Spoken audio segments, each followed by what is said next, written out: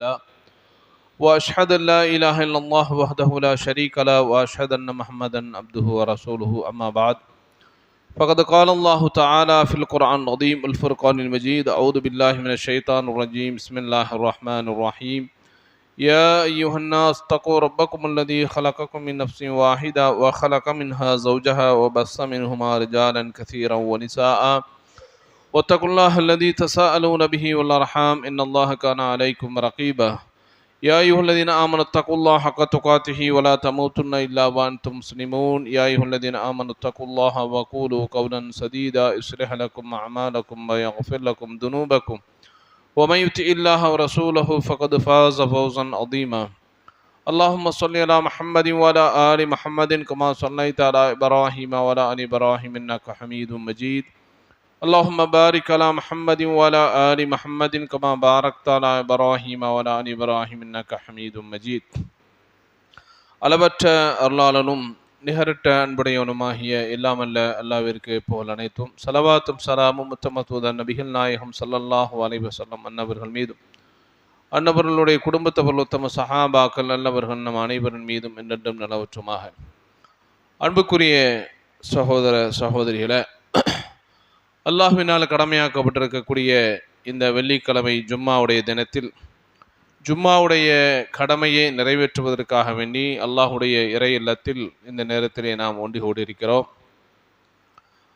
அல்லாஹு ஜல்லஷானஹு தஆலா இந்த உலகத்தில் மனிதர்களை படைத்து இந்த மனிதர்களுக்கு தேவையாக இருக்கக்கூடிய அத்தனை வசதி வாய்ப்புகளையும் அல்லாஹ் ஏற்படுத்தியிருக்கிறான். அப்படி படைக்கப்பட்ட மனிதர்களில் முஸ்லிம்களாக இருக்கக்கூடிய நமக்கு அல்லாஹ் பல்வேறு விதமான போதனைகளையும் பல்வேறு விதமான கட்டளைகளையும் அல்லாஹ் நமக்கு வழங்கியிருக்கின்றான். அப்போ அதில் ஒன்று தான் இந்த உலகத்தில் நாம் படைக்கப்பட்டதற்கான நோக்கம் என்ன, உலக வாழ்க்கையின் நோக்கம் என்ன என்பதுதான் இன்றைய ஜும்மாவுடைய தலைப்பு. அப்போ இந்த உலக வாழ்க்கையில் நாம் இன்றைக்கு முஸ்லிம்களாக வாழக்கூடிய பலர் நாம் எதற்காக இந்த உலகத்திலே படைக்கப்பட்டோம், படைக்கப்பட்டதற்கான நோக்கம் என்ன என்பதையே மறந்து வாழக்கூடிய பல முஸ்லிம்களை நாம் பார்த்து வருகிறோம். உலகம் என்பது, இந்த உலக வாழ்க்கை என்பது அல்லாஹ் இந்த உலகத்திலே வாழ்வதற்கான ஒரு வசதி வாய்ப்புகளை அல்லாஹ் தந்திருக்கிறானே தவிர இந்த உலகம்தான் முழுமையான வாழ்க்கை, இந்த உலக வாழ்க்கையோடு நம்முடைய வாழ்க்கை முடிந்து விடுகிறது, இந்த உலக வாழ்க்கையில எல்லா இன்பங்களையும் நாம் பெற்று வாழ வேண்டும், மறுமையை மறந்து வாழ வேண்டும், அல்லாஹ்வை மறந்து வாழ வேண்டும் என்பதற்காக வேண்டி அல்ல. உலகத்தில் வாழுகிறோம், வாழக்கூடிய காலங்களில் நமக்கு சில தேவைகள் ஏற்படுகிறது, அந்த தேவைகளை அல்லாஹ் பூர்த்தி செய்கிறான். அதை தான் நான் எடுத்துக்கொள்ள வேண்டுமே தவிர இந்த உலக வாழ்க்கையை பொறுத்தவரையில் இது நமக்கு நிரந்தரமான ஒரு வாழ்க்கை அல்ல. அல்லாஹ் இன்னொரு வாழ்க்கையை வைத்திருக்கிறான், அதுதான் நிரந்தரமான வாழ்க்கை என்பதை அவ்வப்போது நாம் நமக்குள்ளே சொல்லிக்கொள்ள நாம் கடமைப்பட்டிருக்கிறோம். அப்போ இன்றைக்கு உலகத்தில் வாழக்கூடிய பல முஸ்லிம்களை பார்க்கிறோம், அவர்கள் மறுமையை மறந்து அல்லாஹுடைய வணக்கங்களை இபாதத்துகளை மறந்து வாழக்கூடியவர்களாக பார்க்கிறோம். அப்போ நாம் இந்த உலகத்தில் ஏன் படைக்கப்பட்டோம், படைக்கப்பட்டதற்கான நோக்கம் என்ன என்பதை அல்லாஹ் திருமறையிலே சொல்கின்ற போது ஒமா ஹலக்துல் ஜின்ன ஒல் இன்சா இல்லா லியஅபுதூன், ஒமா ஹலக்துல் ஜின்ன ஒல் இன்சா இல்லா லியஅபுதூன், ஜின் வர்க்கத்தையும் மனித வர்க்கத்தையும் என்னை நான் படைப்பதற்காக வேண்டியே நான் வணங்கியிருக்கிறேன் என்று அல்லாஹ் சொல்றான். அப்போ இந்த உலகத்தில் நாம் படைக்கப்பட்டதின் நோக்கம் என்னவென்று சொன்னால் இறைவனை அதிகமாக வணங்க வேண்டும். அது தொழுவதாக இருந்தாலும் சரி, திக்ர் செய்வதாக இருந்தாலும் சரி, குர்ஆன் ஓதுவதாக இருந்தாலும் சரி, தஸ்பீஹ் செய்வதாக இருந்தாலும் சரி, என்ன வணக்கங்களை எடுத்துக்கொண்டாலும் அத்தனை வணக்கங்களும் அல்லாஹ்வை வணங்குவதற்கு தான். அப்போ அல்லாஹ்வை நாம் வணங்குவதற்குத்தான் படைக்கப்பட்டிருக்கிறோம் என்று அல்லாஹ் திருமறையிலே சொல்லக்கூடிய வசனங்களை பார்க்கிறோம். அப்போ இந்த மனிதனுக்கு எவ்வளவு பெரிய பொறுப்புகளை அல்லாஹ் சுமட்டி இருக்கிறான் என்று சொன்னால் அதையும் அல்லாஹ் திருமறையிலே சொல்கின்ற போது இன்னா அரதனல் அமானத அல ஸமாவாதி வல் அர்தி வல் ஜிபாலி ஃபஅபைன அன் யஹ்மில்னஹா வ அஷ்ஃபக்ன மின்ஹா வ ஹமலஹல் இன்சான் இன்னஹு கான ஸலூமன் ஜஹூலா. நாம் அமானிதம், இந்த உலகத்தில் வாழுகின்ற பொழுது அமானிதத்தை நாம் இந்த வானங்கள் மீது, இந்த பூமியின் மீது, இந்த மலைகள் மீது நாம் சுமத்தினோம். அவைகள் ஏற்றுக்கொள்ள மறுத்தன, அஞ்சினார்கள், மனிதன் அதை ஏற்றுக்கொண்டான், நிச்சயமாக அவன் அறிவியலியாக இருக்கிறான் என்று அல்லாஹ் திருமறையிலே சொல்கிறான். அப்போ இந்த உலகத்தில் வாழுகின்ற பொழுது நாம் செய்யக்கூடிய பல்வேறு கடமைகளும் நாம் செய்யக்கூடிய பல்வேறு வணக்கங்கள் இதெல்லாம் அல்லாஹ் தந்திருக்கக்கூடிய மிகப்பெரிய ஒரு அமானிதம். அந்த அமானிதத்தை தான் அல்லாஹ் வானங்களுக்கு, மிக பிரம்மாண்டமான படைப்பாக இருக்கக்கூடிய வானங்கள் மீதும் பூமியின் மீதும் அல்லாஹ் அதை மலைகளின் மீதும் சுமத்துகின்ற பொழுது அவைகள் அதை ஏற்க மறுத்தன. எங்களால் முடியாது, இவ்வளோ பெரிய வணக்கங்களை செய்ய முடியாது, இவ்வளோ பெரிய சுமைகளை எங்களுக்கு சுமக்க முடியாது என்று மறுத்தனர். ஆனால் இந்த மனிதன் அதை சுமந்து கொண்டான். ஆனால் இன்னஹுக்கான தலூமன் ஜஹூலா, இந்த மனிதன் அநியாயம் செய்யக்கூடியவனாகவும் அதே போல அறிவியலியாக ஒன்றும் தெரியாதவனாக இருக்கிறான் என்று அல்லாஹ் திருமறையிலே சொல்லக்கூடிய வசனங்களை பார்க்கிறோம். அப்போ இந்த உலகத்தில் வாழுகின்ற பொழுது நாம் அல்லாஹை மறந்து இந்த உலகத்தில் நாம் படைக்கப்பட்டதின் நோக்கம் என்ன என்பதை மறந்து வாழ்ந்தோம் என்று சொன்னால் நிச்சயமாக மறுமை நாளிலே வெற்றி பெற முடியாது. மறுமை நாளிலே நாம் வெற்றி பெற வேண்டும் என்று சொன்னால் இந்த உலகத்தில் நாம் படைக்கப்பட்ட நோக்கம் என்ன என்பதை புரிந்து கொள்ள வேண்டும். அல்லாஹ் திருமறையிலே சொல்கின்ற பொழுது ஒரு வசனத்திலே சொல்லி காமிக்கிறான், அஃப ஹசிப்தும் அன்னமா ஹலக்னாக்கும் அபஸா வ அன்னக்கும் இலைனா லா துர்ஜஊன். நீங்கள் எண்ணிக்கொண்டீர்களா இந்த உலகத்தில் நீங்கள் படைக்கப்பட்டது வீணாக படைக்கப்பட்டிருக்கிறீர்கள், எந்த நோக்கமும் அல்ல, எந்த நோக்கமும் இலட்சியமும் இல்லாமல் வீணாக படைக்கப்பட்டிருக்கின்றீர்கள், நீங்கள் நம்மிடம் மீட்கப்பட மாட்டீர்கள் என்று எண்ணிக்கொண்டீர்களா என்று அல்லாஹ் கேட்கிறான். அப்போ எத்தனை மனிதர்கள், எத்தனை முஸ்லிம்கள் இன்றைக்கு உலகத்தில் நாம் வாழுகின்ற பொழுது வாழக்கூடிய காலங்களில் நாம் படைக்கப்பட்டதற்கான நோக்கம் என்ன என்பதை எத்தனை முஸ்லிம்கள் இன்னைக்கு புரிந்திருக்கிறார்கள்? எத்தனையோ முஸ்லிம்களுடைய செயல்பாடுகளை பார்க்கிறோம், எத்தனையோ முஸ்லிம்களுடைய மன நடவடிக்கைகளை பார்க்கின்ற பொழுது அவர்களுக்கும் இஸ்லாத்துக்கும் மத்தியில எந்த சம்மந்தமும் இல்லை, அவர்களுக்கும் தொழுகைக்கும் எந்த சம்பந்தமும் இல்லை, அவர்களுக்கு வணக்க வழிபாடுகளுக்கும் எந்த சம்பந்தமும் இல்லை என்று சொன்னால் அப்போ அவர்கள் எதை புரிந்து வைத்திருக்கிறார்கள் என்று சொன்னால் இந்த உலகத்தில் வாழ்வது என்பது எல்லா இன்பங்களையும் இங்கே நாம் அனுபவித்துக் கொள்ள வேண்டும், எல்லா இன்பங்களையும் இங்கே அனுபவித்து விட்டு ஜாலியாக இருந்துட்டு ஆடம்பரமாக வாழ்ந்து விட்டு சொகுசாக வாழ்ந்து விட்டு சென்று விட வேண்டும் என்று நினைக்கக்கூடிய முஸ்லிம்களை பார்க்கிறோம். அதனால தான் அல்லாஹ் நம்மை பார்த்து கேள்வி கேட்கிறான், அஃப ஹசிப்தும் அன்னமா ஹலக்னாக்கும் அபஸா, இந்த உலகத்தில் நீங்கள் வீணாக படைக்கப்பட்டிருக்கிறீர்கள் என்று எண்ணிக்கொண்டீர்களா, அன்னக்கும் இலைனா லா துர்ஜஊன், நீங்கள் மீண்டும் நம்மிடம் வரமாட்டீர்கள் என்று எண்ணிக்கொண்டீர்களா என்று அல்லாஹ் கேட்கிறான் என்று சொன்னால் அப்போ அல்லாஹ்விடத்தில் மறுமை நாளில் எவ்வளவு விசாரணை இருக்கிறது, எவ்வளோ பெரிய இக்கட்டான நிலைக்கு நாம் மறுமை நாளிலே அல்லாஹ்வுடைய அந்த சன்னிதானத்தில் அல்லாஹ்வுக்கு முன்னாடி சந்திக்க போகிறோம் என்பதை நாம் மறந்து விடக்கூடாது. அதனால தான் நல்ல திருமறையில் இன்னொரு இடத்துல சொல்கின்ற போது, குல் இன்னா ஸலாத்தி வ நுஸ்கி வ மஹ்யாய வ மமாத்தி லில்லாஹி ரப்பில் ஆலமீன், நபியே நீங்கள் சொல்லுங்கள், என்னுடைய தொழுகை, என்னுடைய கிரிகைகள், என்னுடைய வாழ்க்கை, என்னுடைய மரணம் எல்லாமே அந்த ரப்புல் ஆலமீனுக்கு என்று நீங்கள் சொல்லுங்கள் என்று அல்லாஹ் சொல்றான். அப்போ உலகத்தில் வாழுகின்ற பொழுது அல்லாஹ் ஒரு வாழ்க்கையை தந்திருக்கிறான், ஒரு ஆயுள், ஒரு 40 வருஷமோ ஒரு 50ஓ ஒரு 80ஓ 70ஓ ஒரு ஆயுளை தந்து இந்த மனிதன் எப்படி செயல்படுகிறான், உண்மையிலே இறைவனுக்கு கட்டுப்படுகிறானா, இறைவன் சொன்னபடி வாழுகிறானா என்று அல்லாஹ் நம்மை சோதிக்கிறான். அப்போ இதில் சோதிப்பதற்காக இந்த தந்திருக்கக்கூடிய இந்த உலக வாழ்க்கையில் நாம் எதற்காக வேண்டி படைக்கப்பட்டோம் என்பதை மறந்து விடுகிறோம். அப்போ நம்முடைய தொழுகை, நாம் செய்யக்கூடிய கிரியைகள், அதே போல் நம்முடைய மரணம், நம்முடைய வாழ்க்கை எல்லாமே யாருக்கு சொந்தம் என்று சொன்னால் அல்லாஹ்வுக்கு சொந்தம். அப்போ இதில் அல்லாஹ்வுடைய பங்களிப்பு எதுவுமே இல்லை என்று மறந்து வாழ முடியாது. உலகத்தில் வாழுகின்ற பொழுது நாம் வாழக்கூடிய எல்லா வாழ்க்கையினுடைய எல்லா பகுதியிலும் இறைவனுடைய பங்கு இருக்கிறது, இறைவனுடைய அருள் இருக்கிறது, அதை கொண்டுதான் நாம் வாழ்ந்து கொண்டிருக்கிறோம் என்பதை நாம் மறந்து விடக்கூடாது. அன்புக்குரிய சகோதரர்களே, இன்னைக்கு சில முஸ்லிம்கள் எப்படி வாழ்றாங்க அப்படின்னா, தொழுதால் போதும், தொழுகை மாத்திரம் செய்தால் போதும், எத்தனையோ இன்னும் பல எத்தனையோ கட்டளைகள் உண்டு, இறைவனுக்கு நாம் செய்யக்கூடிய, சமூகத்துக்கு செய்யக்கூடிய எத்தனையோ விஷயங்கள் இருக்கிறது, அதையும் மறந்து வாழ்கின்றார்கள். இந்த உலகத்தில் என்ன செய்யறான், அல்லாஹ் வாழ்க்கையை தந்திருக்கிறான், வசதியை தந்திருக்கிறான், எல்லா நியமத்துகளையும் தந்திருக்கிறான், அதை வாங்கி கொண்டு 5 நேரம் தொழுதுட்டா போதும், வேறு எதுவுமே நமக்கு செய்ய வேண்டிய அவசியம் இல்லை என்று நினைக்கக்கூடிய மக்களையும் பார்க்கிறோம். அப்போ அந்த மாதிரி மக்களுக்கு அல்லாஹ் திருமறையிலே சொல்கின்ற போது, லைஸல் பிர்ரு அன் துவல்லு உஜூஹக்கும் கிபலல் மஷ்ரிக் வல் மக்ரிப், நீங்கள் கிழக்கு திசையிலேயோ மேற்கு திசையிலோ முன்னோக்குவது மாத்திரம் நன்மை அல்ல. இப்போ என்ன அர்த்தம், நீங்க தொழுகுவது மாத்திரம்தான் உங்களுடைய வாழ்க்கையில் நன்மை, அப்படி அது மாத்திரம் செய்தா போதும் என்று நினைச்சீங்கன்னா நீங்க ஏமாந்து விட்டீர்கள், நீங்கள் உங்களை ஏமாற்றிக் கொண்டீர்கள். அப்ப அது மாத்திரம் நன்மை அல்ல. வலாக்கின்னல் பிர்ரு மன் ஆமன பில்லாஹி வல் யௌமில் ஆஹிர் வல் மலாயிகத்தி வல் கிதாபி வன் நபிய்யின வஆத்தல் மால அலா ஹுப்பிஹி தவில் குர்பா வல் யதாமா வல் மசாகின் வப்ன சபீல் என்று அந்த நீண்ட வசனத்தில் அல்லாஹ் சொல்லி காமிக்கிறான். அப்ப நன்மை என்றால் என்ன என்று சொன்னால், அல்லாஹ்வை ஈமான் கொண்டு, மறுமை நாளை ஈமான் கொண்டு, மலக்குகளை ஈமான் கொண்டு, வேதங்களை ஈமான் கொண்டு, நபிமார்களையும் ஈமான் கொள்வது இருக்கிறதே, இதுதான் ஈமான், இதுதான் நன்மை என்று அல்லாஹ் சொல்லிவிட்டு, அது மாத்திரமல்ல, நீங்கள் உங்களுடைய செல்வங்களை அதை விரும்பக்கூடிய அந்த சூழ்நிலையிலும் நீங்கள் ஏழைகளுக்கு கொடுக்க வேண்டும். அல்லாஹ் உங்களுக்கு தந்திரக்கூடிய அந்த வசதி வாய்ப்புகளிலிருந்து அனாதைகளுக்கு கொடுக்க வேண்டும், ஏழைகளுக்கு கொடுக்க வேண்டும், வழிப்போக்கர்களுக்கு கொடுக்க வேண்டும்.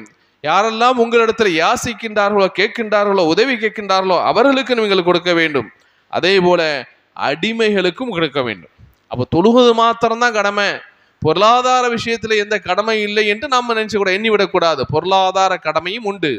அல்லாஹ் தந்திருக்கக்கூடிய செல்வங்களில் அது ஜக்காத்துக்குரியதாக இருந்தால் ஜக்காத்தை கொடுக்க வேண்டும், அல்லது அது சதக்காக்குரிய தர்மம் செய்யக்கூடியதாக இருந்தால் அதையும் கொடுக்க வேண்டும், அதுவும் நன்மை என்று அல்லாஹ் சொல்லிவிட்டு தொழுகையை நிலைநாட்ட வேண்டும், ஜக்காத்தையும் என்ன செய்வன கொடுக்க வேண்டும். அதே போல நீங்கள் யாரிடத்திலேயாவது ஒப்பந்தம் செய்தீர்கள், உடன்படிக்கை எடுத்தீர்கள் என்று சொன்னால் அந்த உடன்படிக்கையும் நீங்கள் நிறைவேற்ற வேண்டும். அது மாத்திரமல்ல, உங்களுக்கு வரக்கூடிய பொருளாதார கஷ்டத்தின் போதும், உங்களுக்கு வருகின்ற நோயின் போதும் நீங்கள் பொறுமை காத்து இருக்க வேண்டும். இதுவும் நன்மைதான். பொறுமையை இழந்து விடக்கூடாது. அல்லாஹ்வுக்காக உலகத்தில் வாழ்கிறோம் என்று வருகின்ற பொழுது, அல்லாஹ் தந்த வாழ்க்கை இந்த உலகத்தில் நாம் அதை ஏற்று நடக்கிறோம் என்று சொன்னால், அது பொருளாதார கஷ்டமாக இருந்தாலும் சரி, நோயாக இருந்தாலும் சரி, எதுவாக இருந்தாலும், எந்த கஷ்டங்கள் வந்தாலும் அந்த கஷ்டத்தின் போது நீங்கள் பொறுமை காத்தீர்கள் என்று சொன்னால், உலாயிகல்லதீன ஸதகு வ உலாயிக ஹுமுல் முத்தகூன், இவர்கள்தான் உண்மையாளர்கள், இவர்கள்தான் இறையச்சம் உள்ளவர்கள் என்று அல்லாஹ் திருமறையில் சொல்லக்கூடிய வசனங்களை நாம் பார்க்கிறோம். அப்போ அன்புக்குரிய சகோதரர், அப்போ தொழுவது மாத்திரம் அல்ல, ஏதோ தொழுதுட்டு 5 நேரம் தொழுதுட்டு வீட்டில் உட்காந்துக்கலாம், வேற எந்த கடமையும் இல்லை, எல்லாத்தையும் நம்ம மறந்து வாழ்கிறோம் என்று சொன்னால், மறுமையில் அல்லாஹ்வுடைய நீதிமன்றத்தில் நாம் ஒரு குற்றவாளியாக நிறுத்தப்படுவோம் என்பதைத்தான் அல்லாஹ் இத்தனை செய்திகளை சொல்லி, இன்னென்ன கடமைகள் எல்லாம் உங்களுக்கு இருக்கிறது, அதை மறந்து விடாதீர்கள் என்று சொல்லக்கூடிய செய்திகளை பார்க்கிறோம்.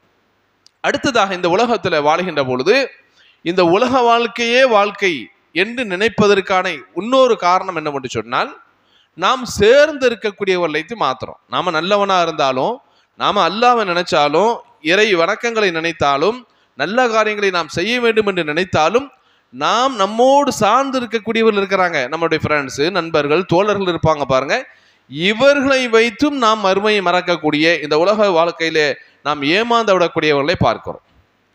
ஏன் நான் தொழுகவில்லை, தொழுகாததுக்கு இவர்தான் காரணம். நான் ஏன் நன்மையை செய்யவில்லை, நான் ஏன் வசதி இருந்தும் ஹஜ்ஜி செய்யவில்லை, அதற்கு இவர்தான் காரணம். ஏன்னா நம்மளை அப்படித்தான் பழக்கி வச்சிருக்கிறாங்க. ஹஜ்ஜா வயசான காலத்தில் செய்தா போதும், தாடி வைக்கிறதா அது வயசான செய்தா போதும், தொழுகிறதா பள்ளிவாசலுக்கு போகணுமா வயசானா போதும் என்று எல்லாமே வயதை காரணம் காட்டி நம்மோடு இருக்கக்கூடியவர்கள் நம்மளை கெடுக்கக்கூடிய காட்சிகளை பார்க்கிறோம். அப்போ இதுவும் மறுமை நாளில் நம்மை ஏமாற்றி விடும். இந்த உலக வாழ்க்கையில நம்ம ஏமாறுறதுக்கு இது ஒரு காரணம். அதனால்தான் அல்லாஹ் திருமறையில சொல்கின்ற போது,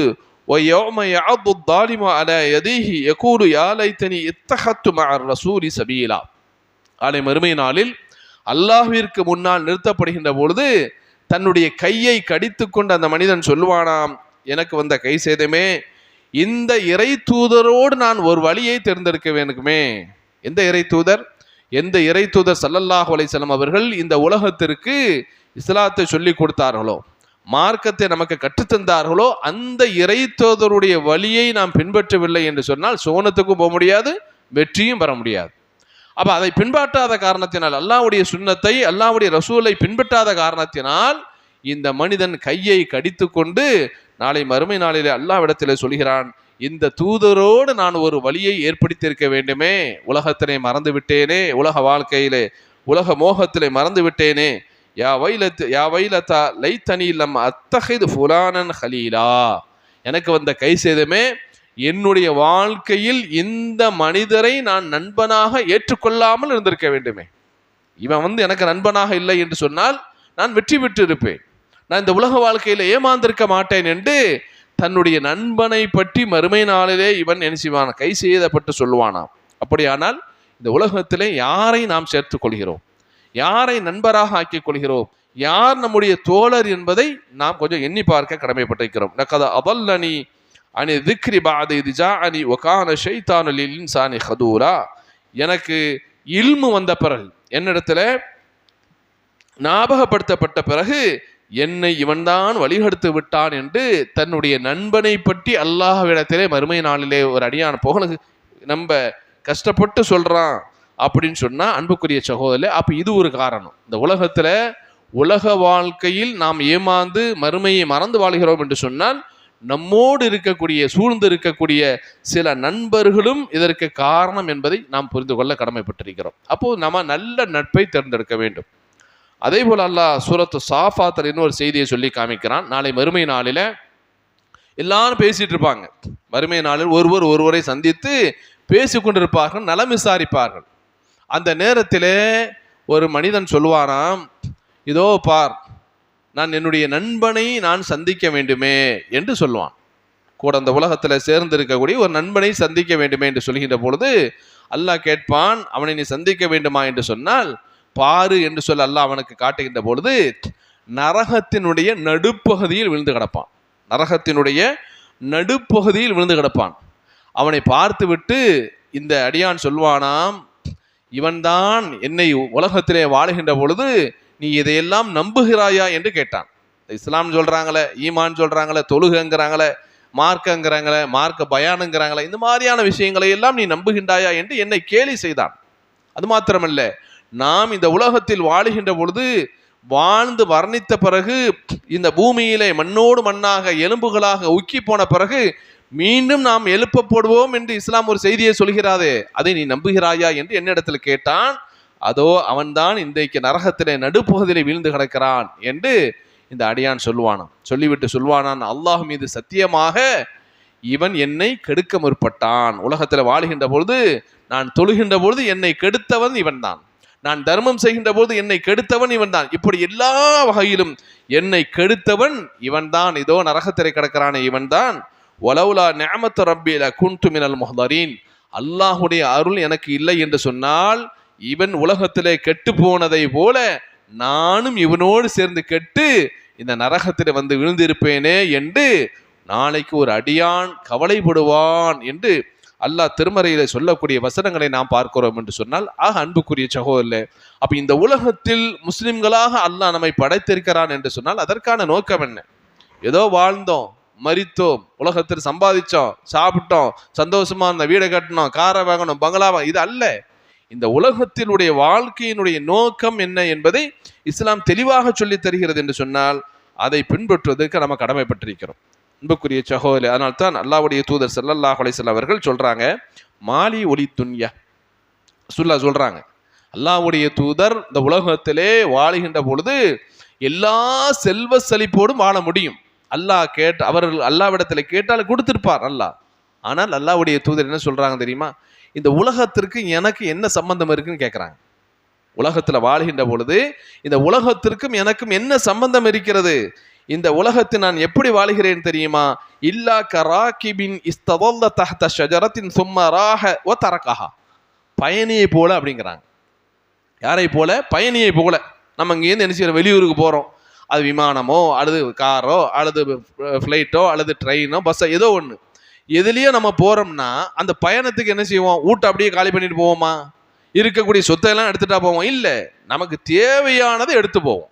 நமக்கு எது தேவையோ அந்த தேவையான பொருளை தான் எடுப்போம், தேவைக்கான ட்ரெஸ் தான் எடுப்போம், தேவைக்கான உணவு தான் எடுப்போம். ஏன்னா இன்னைக்கு காசை கொண்டு போக வேண்டிய அவசியம் இல்லை, எல்லாம் என்னது இருக்கு, ஜிபே வந்துட்டு, பேங்க்ல அக்கௌண்ட்ல காசு இருந்தால் போதும், எங்கே வேணுமானாலும் சில காசை கொடுத்துட்டு போயிட்டே இருக்கலாம். அப்போ நம்ம பயணம் என்று சொன்னால் அந்த பயணத்திற்கு எல்லாத்தையும் எடுத்துகிட்டு போக மாட்டோம். எது தேவையோ அதை மாத்திரம் எடுத்து விட்டு அது 1 மாதமோ 6 மாதமோ 1 வருஷமோ 10 நாளோ திரும்பி வந்துடுவோம். இதானே பயணம். அதை ரசூல்லா சொல்றாங்க, இந்த பயணத்துக்கு போகும்போது நீங்க எப்படி வாழ்றீங்களோ அதை மாதிரி தான் இந்த உலகத்துல வாழ்றேன். ஒரு பயணி அப்படியே போறான், போகின்ற பொழுது என்ன செய்வான், ஒட்டகத்துல, அந்த காலத்துல ஒட்டகத்துல போகும்போது எனலுக்காக என்ன செய்வான், நிழலுக்காக தங்குவதற்கு, ஓய்வெடுப்பதற்கு ஒரு மரத்தை கீழே தங்குவான். தங்கிட்டு என்ன செய்வான், ஒரு 1/2 மணி நேரம் 2 மணி நேரம் தங்கிட்டானாங்க, மீண்டும் தன்னுடைய வாகனத்தை எடுத்துக்கொண்டு எதை நோக்கி போகணுமோ அதை நோக்கி போவான.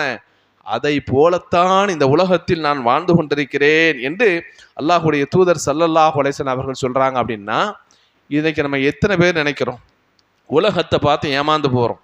உலகத்தில் இருக்கக்கூடிய காசு, பணம், சொத்து, மக்கள், இதையெல்லாம் பார்த்து, வசதி வாய்ப்புகள், இதையெல்லாம் பார்த்து எத்தனை முஸ்லிம்கள் இன்னைக்கு ஏமாந்து போறோம். எத்தனை பேர் நம்ம என்ன செய்யறோம், இதுல இந்த உலக மோகத்தில் வீழ்ந்து தன்னை மாய்த்து கொள்ளக்கூடியவளாக இருக்கிறோம் என்பதை நாம் மறந்து விடக்கூடாது அன்புக்குரிய சகோதரே.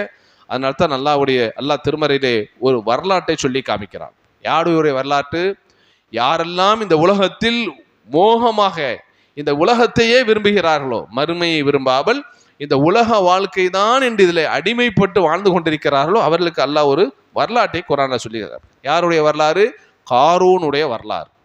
யார் இந்த காரூன் என்று சொன்னால், மூசா அலைஹிஸ்ஸலாம் அந்த பனி இஸ்ரவேலர்களே வாழ்ந்த ஒரு பெரிய கோடீஸ்வரர், ஒரு பெரிய கோடீஸ்வரர். அல்லாஹ் அவரை பற்றி அறிமுகம் செய்கின்ற போது குர்ஆனில் அவனுடைய சொத்து என்ன செய்யுதுன்னா, அவனுடைய சொத்துடைய கஜானாவுடைய சாவிகள் உஸ்பத்தில் உஸ்கா, ஒரு பெரிய ஒட்டக கூட்டம் சுமந்துட்டு செல்லலாம். அவனுடைய அந்த சொத்து மட்டும் இல்லை, சொத்துக்கான கஜானா சாவி அதையே ஒரு பெரிய ஒட்டக கூட்டம் சுமந்து செல்கிறது. யாருக்கு? காரூன், ஒரு தனிப்பட்ட மனிதன். ஆனால் அல்லாஹ் அவனுக்கு வசதியை கொடுக்கும் போது தலக்கணம் ஏறிடுது. சில பேருக்கு அப்படித்தானே, காசு வரும்போது என்ன செய்யும், தலக்கணம் ஏறிடும்.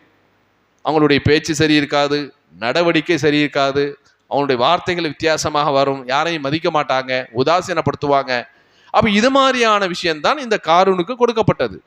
கொடுக்கப்பட்ட உடனே அவன்கிட்ட சொல்றாங்க, ஒபதகி ஃபீமா ஆதாக் அல்லாஹு தாரல் ஆஹிரா, அல்லாஹ் அவனுக்கு வசதி வாய்ப்பை தந்திருக்கிறான், இதை வச்சு நீ மறுமையை தேடிக்கொள், அல்லாஹ்வை அஞ்சி மறுமையை தேடிக்கொள். ஒலாத்தன் சீபகம் என துன்யா, இந்த உலகத்துல நீ செய்யக்கூடிய கடமைகளை எல்லாம் மறந்து விடாதே என்று அவனுக்கு என்ன செய்தாங்க, போதிக்கிறாங்க.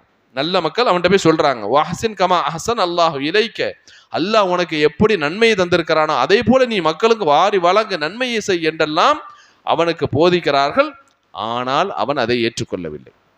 அவன் என்ன நினைக்கிறான், இந்த காசு, பணம், சொத்து, வசதி எல்லாமே அலா எல்மின் ஊத்தி துஹு அலா எல்மின் மின் இந்தி, எனக்கு கொடுக்கப்பட்ட ஞானம், எனக்கு கொடுக்கப்பட்ட அறிவு, எனக்கு இருக்கக்கூடிய டேலண்ட், அதை வச்சு தான் நான் என்ன சம்பாதித்தேன் என்று பெருமை அடித்தான். இந்த உலக வாழ்க்கையே வாழ்க்கை என்று நினைச்சான்.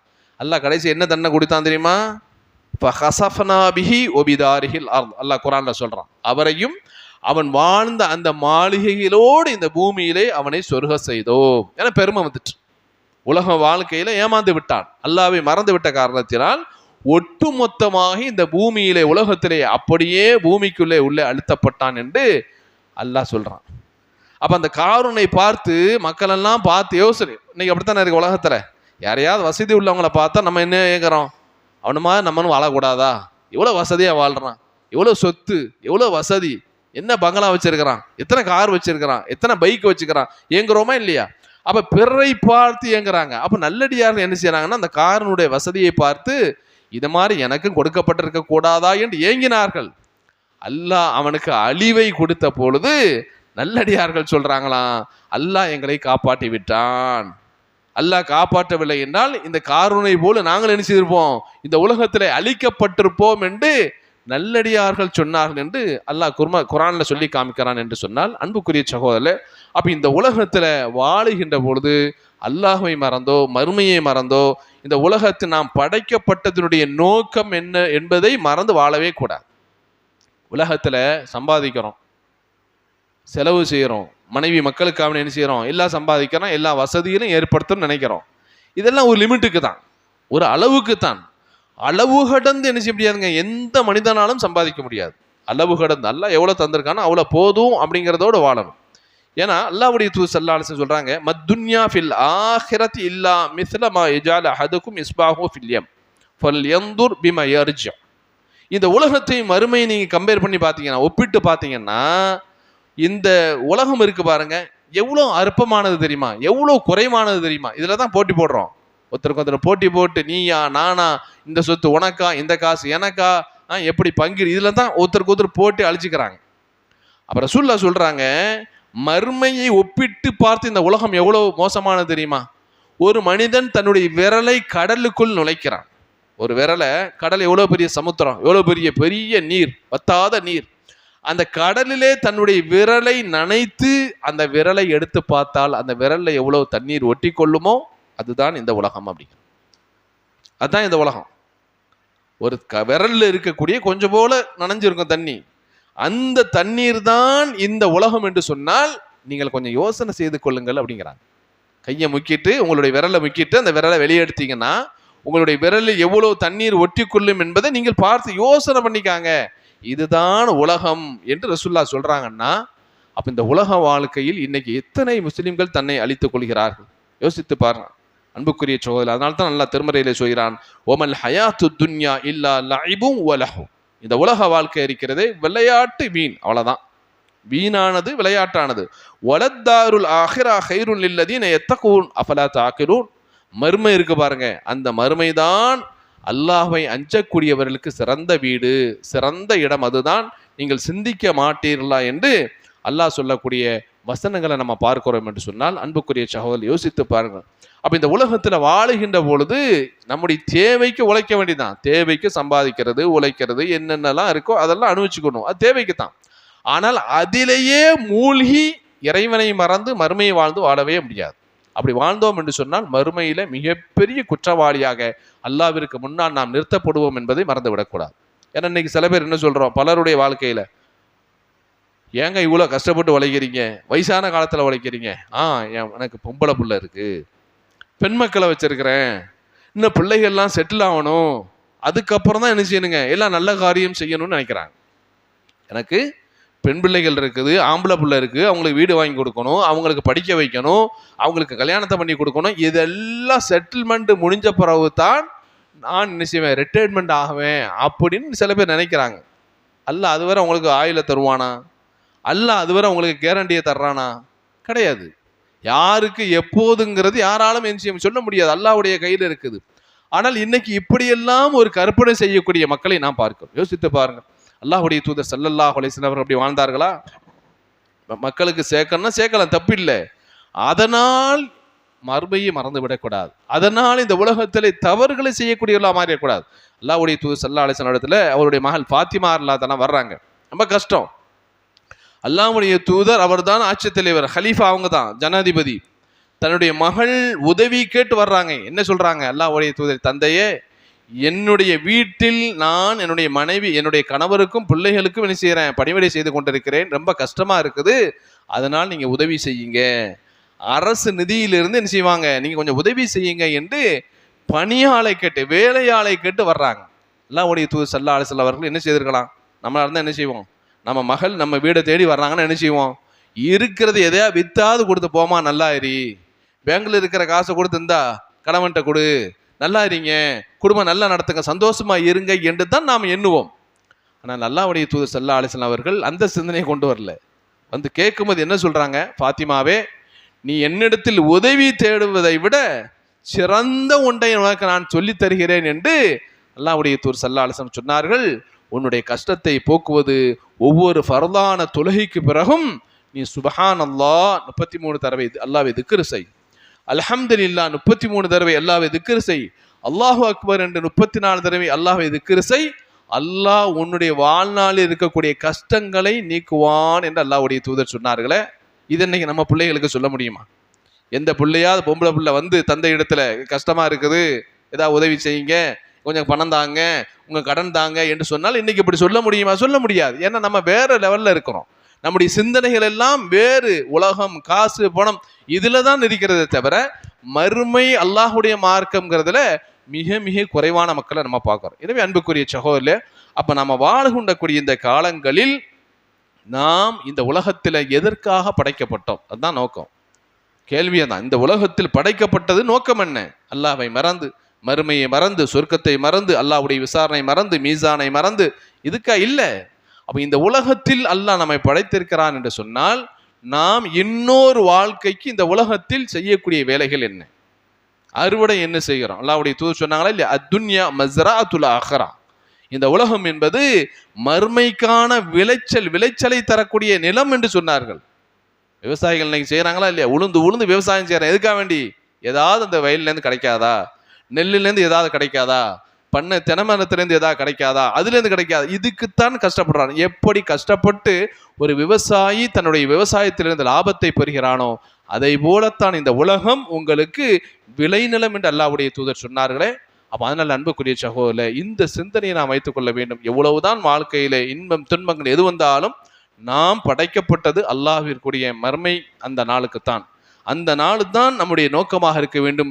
அதை ஒட்டி தான் நம்முடைய செயல்பாடுகள், நம்முடைய ஆக்டிவிட்டிஸ் எல்லாமே இருக்கணுங்கிறத அல்லாஹ் திருமறையில பல இடங்களை நம்ம சொல்லி காமிக்கிறான் என்று சொன்னால், அன்புக்குரிய சகோதரர்களே, அந்த சிந்தனையோடு வாழக்கூடிய நல்லவர்களாக நம்ம அனைவரும் எல்லாம் அல்லாஹ் ஆக்கிடுவானாக.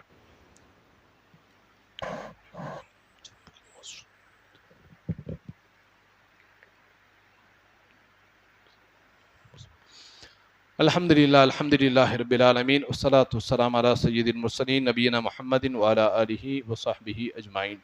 அன்புக்குரிய சகோதரர்களே, அல்லாஹ் தன்னுடைய திருமறையிலே பல்வேறு வசனங்களை நமக்கு சொல்லி காமிக்கிறான் மறுமையை பற்றி. அதில் ஒன்று என்னன்னா, ஒரு வசனத்தில் அல்லாஹ் சொல்லி காமிக்கிறான், ஒல் தந்தூர் நஃப்சுன் மா கத்தமத் லிகதின் வத்தகுல்லாஹ் இன்னல்லாஹ கபீரும் பிமா தஅமலூன். ஒவ்வொரு ஆத்மாவும் நாளை மறுமை நாளுக்காக நீங்கள் எதை தயாரித்து வைத்திருக்கிறீர்கள் என்று யோசித்துக் கொள்ளுங்கள் என்று அல்லாஹ் சொல்றான்.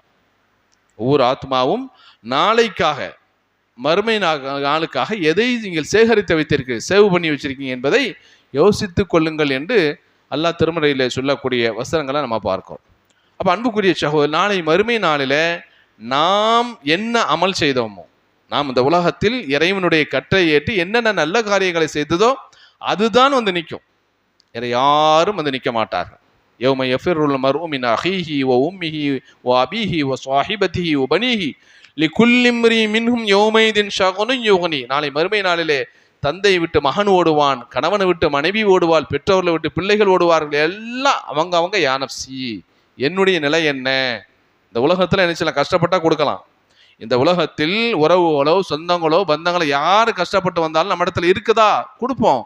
ஆனால் அந்த நாளில் யாரும் யாருக்கும் உதவ முடியாது. அப்படிப்பட்ட மோசமான நாள், அப்படிப்பட்ட இக்கட்டான நாள் என்று சொன்னால், அந்த நாளில் நாம் என்ன செய்தோம், இந்த உலக வாழ்க்கையில் நாம் என்ன சம்பாதித்தோம், என்ன நன்மையை செய்தோம், அதுதான் என்ன செய்யுங்க மறுமை நாளில் வந்து நிற்கும் என்பதை அல்லாஹ் திருமறையில சொல்லி, இதற்காக ஒவ்வொரு ஆத்மாவும் யோசனை செய்து கொள்ளுங்கள் என்று சொல்றாங்க. அதனால தான் ஒரு நாள் ஃபாத்திமா அல்லாஹ் தஆலா அவர்கள் அவரிடத்துல வரும்போது ரசூலுல்லாஹ் சொல்றாங்க, ஃபாத்திமாவே, இத்தகில்லாஹ நஃப்ஸகி மினன்னார், உன்னுடைய நஃப்ஸை நரக நெருப்பிலிருந்து உன்னை காப்பாற்றிக்கொள், அல்லாஹ்வை அஞ்சிக்கொள்.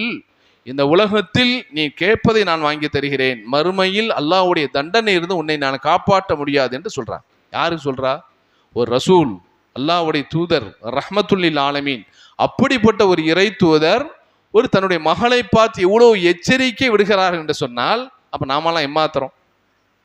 அப்போ இந்த உலக வாழ்க்கை தான், மனைவி, மக்கள், குடும்பம், அப்பா, அம்மா, மாமா, மச்சான், எந்த உறவை நீங்கள் சொன்னாலும் அதெல்லாம் இங்கே தான் நிற்கும். இந்த துனியாவோடு முடிஞ்சு போச்சு. கபருக்குள்ளே கொண்டு வச்சுட்டோம்னா அங்கே யாரும் வர முடியாது, முடிஞ்சு போச்சு. நாம் என்ன செய்தோம்? தொழுதோமா, நோன்பு நோட்டோமா, அல்லாஹ்வை வணங்கினோமா, தர்மம் செய்தோமா, நல்ல காரியங்களை செய்தோமா, இதுதான் அங்கே வந்து நிற்கும். அதனால தான் ரசூலுல்லாஹ் சொல்கிறாங்க, மனுஷனை அடக்கணம் பண்ண போது ரசூலுல்லாஹ் ஒரு நீண்ட ஹதீஸில் சொல்கிறாங்க, எல்லாம் அடக்கி முடிச்ச உடனே மனித உருவத்தில் ஒரு உருவம் அந்த கபரில் வந்து நிற்குமா. மனித உருவத்தில் ஒரு உருவம் வந்து எங்க நிற்கும், அழகான உருவம்.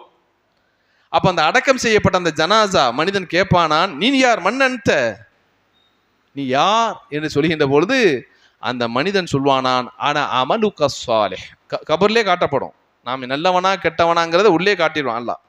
அப்ப அந்த மனிதன் சொல்லுவானா, ஆனா அமலுக ஸாலிஹ், நீ உலகத்திலே நல்ல காரியம் செய்தாயே, அந்த நல்ல காரியம் தான் இன்றைக்கு நான் அழகிய உருவத்தில் உன்னிடத்தில் வந்து நிற்கிறேன் என்று சொல்லுவான். அப்ப யோசனை செய்து பாருங்கள். அப்ப இந்த உலகம் எதற்காக, நாம் படைக்கப்பட்டது எதற்காக, நாம் எதை நோக்கி போய்கொண்டிருக்கிறோம், நம்முடைய சிந்தனைகளும் நம்முடைய செயல்பாடுகளும் எதை நோக்கி இருக்கிறது என்பதை ஒவ்வொருவரும் யோசித்து பார்க்க வேண்டும். எனவே அப்ப மறுமை நாளில் நாம் இந்த உலகத்தில் ஏமாந்து விட்டோம் என்று சொன்னால் அந்த ஏமாற்றம் மறுமை நாளில் பெரிய நஷ்டம்.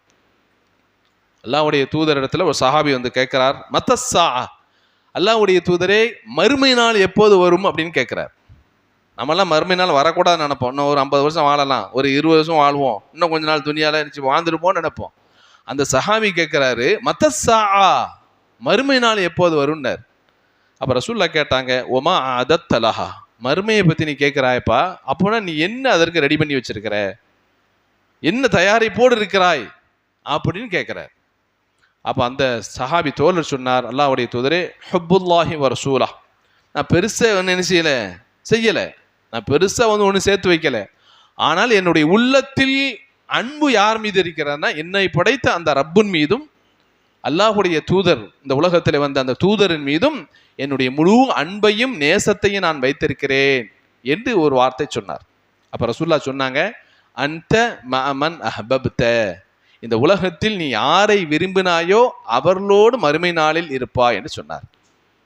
இந்த உலகத்தில் யாரை விரும்பின, யாரை நேசித்தாய் அவர்களோடு மறுமை நாளில் இருப்பாய் என்று சொன்னால், அப்ப அந்த நேசம் இந்த உலகத்தில் வாழக்கூடிய காலத்தில் இருக்கிறதா? அல்லாஹ் மேல நேசம் வச்சிருக்கிறோமா? அல்லாஹ்வுடைய ரசூல் மீது நேசம் வைத்திருக்கிறோமா? அல்லாஹ் தந்த இந்த மார்க்கத்தின் மீது நேசம் வைத்திருக்கிறோமா? அல்லாஹ் தந்த இபாதத்துகளின் வணக்க வழிபாடுகளில் நம்மளுடைய மனசு ஆசைப்படுகிறதா? அதெல்லாம் யோசித்து பார்க்க வேணும். எனவே அன்புக்குரிய சகோதரர்களே, இந்த உலக வாழ்க்கை நம்மை ஒருபோதும் ஏமாற்றி விடக்கூடாது. நாம் அதற்கு தயாராக இருக்க வேண்டும்.